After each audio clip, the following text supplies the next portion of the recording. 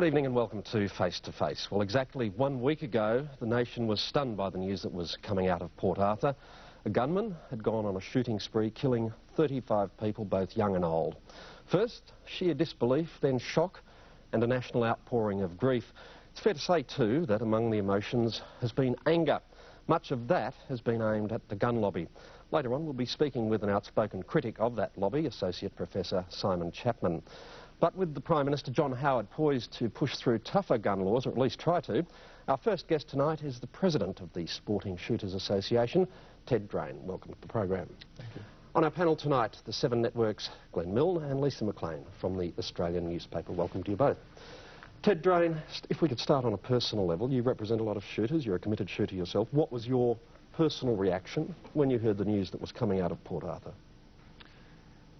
We had expected that there'd be something after Drane because these events seem to follow in blocks, and I believe maybe media reporting or the way the media depicts these things causes people a little bit feeble in the mind to do them again, and we expected that something would happen. What was your personal reaction though when you heard that news? Well, 35 people, I couldn't believe it. They've got it wrong. Something's wrong. It can't be. I mean, nobody can shoot 35 people. I couldn't believe it. That was my first reaction. Well, the reaction of the Prime Minister has at least in part been to propose a ban on semi-automatic and automatic weapons, a ban on ownership and possession. Do you go along with that? I think there needs to be a line drawn between the type of firearm that was used in Tasmania and the type of firearm that's been around since 1910 in Australia. That's the rimfire, the 22 self-loaders, the shotgun self-loaders. I think we need to define what we're talking about. Our estimate is that if the Prime Minister is talking about all self-loading firearms in Australia, he's talking about 1.5 million firearms, or maybe more. That is an enormous quantity of firearms. And do you go along with that, though? I mean, what's your position, given in the light of Port Arthur, and there does seem to have been something of a change in public attitudes? No, I don't go along with a total ban on self-loaders. I don't think it'll work. And self-loaders, you mean semi-automatic? Semi-autos, yeah. And the correct term is self-loaders, but I don't go along with that. The military style, I think there's always been a case for restricted access, and that's something that needs to be discussed. But it also needs to be pointed out that in the past, it's been shown that when you simply ban something, it doesn't mean that they're gone. In Victoria, our police minister estimated there were 1 million unregistered firearms in Victoria, and what they are, who's got them, nobody knows. So I think we need to have a look at the law, and if we are going to restrict access, we need to do it in such a way as we get compliance. We need to get people to agree to it.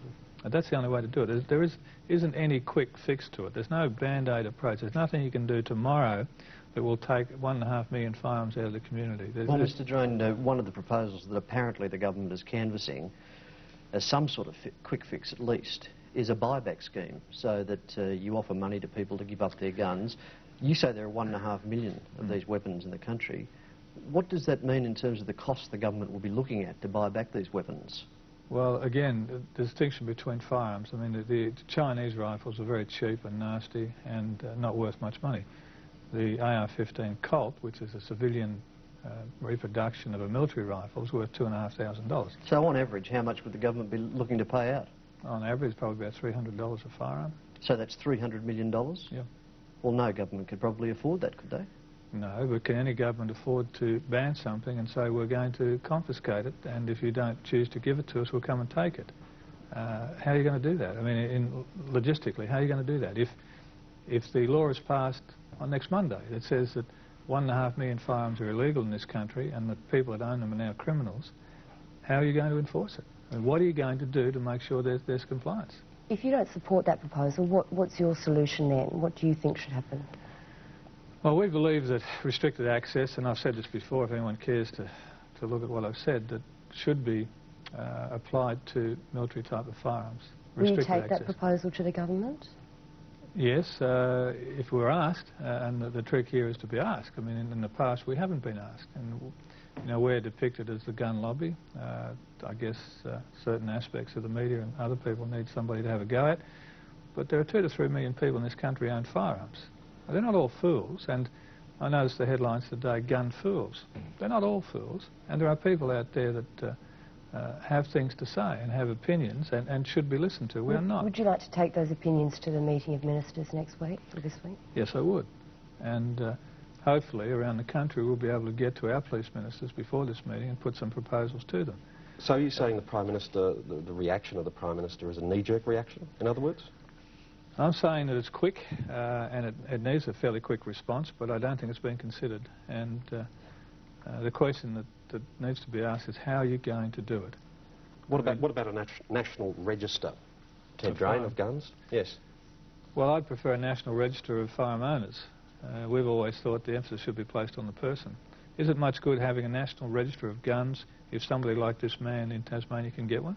I mean, what's the point of knowing that the person like him's got a gun? Stop him from getting one, prevent access from people like that to firearms. It isn't much point in knowing that a person like him has one if he's got one in the first place. Yes, but if semi-automatics are banned by legislating against the weapon, even if he could get his hands on a knife, he couldn't have done the damage he did at Port Arthur, could he? No, that's true, but we don't have a particular brief for self-loading military-style rifles, and I think there's a case for restricted access, and we did this in Victoria. When they were banned in Victoria, I approached our government to try to retain them for our military rifle club, and we worked out a system where they could retain them, and there's been no problem with that system in Victoria. And I would say the same across Australia.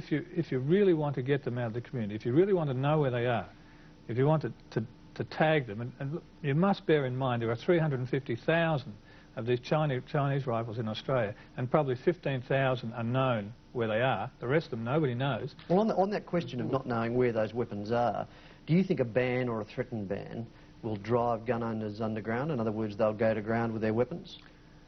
Well, how would you feel if you owned a Holden car today and tomorrow the Holden car was illegal? Would you think that was reasonable? Would you think that was just? Today I own one of these things. I haven't broken any law. Tomorrow somebody passes a law that says simply owning it, not misusing it, but simply owning it makes me a crook. A lot of people Presumably there would be a phase-in period over which this would happen, though, Ted. Well, and why wouldn't people comply with the law? If your members are law-abiding citizens and this law comes in, why wouldn't they comply? Well, bear in mind that we only have about 45 to 50,000 members, and there's 2 to 3 million people own guns in Australia, so we don't have all these people as members. But certainly somebody rang me the other day who's had a self-loading 22 for 35 years. They've been around since 1910. 35 years.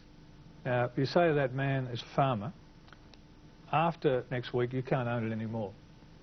And he'll probably abide by the law. I think most of our people will. And you've got to understand, there's probably a lot of people out there who say, why? I mean, I haven't done anything. I've never committed a crime. I've never been violent. I've never come under the nose of the police. And all of a sudden I've been made to pay for something that happened in Tasmania, which was avoidable, by the way. And under the laws that were in place in Tasmania, that man could not have got the firearm legally. Okay, he killed people to get it. We have to pause there. We'll take a break. Stay with us. Back with more after the break.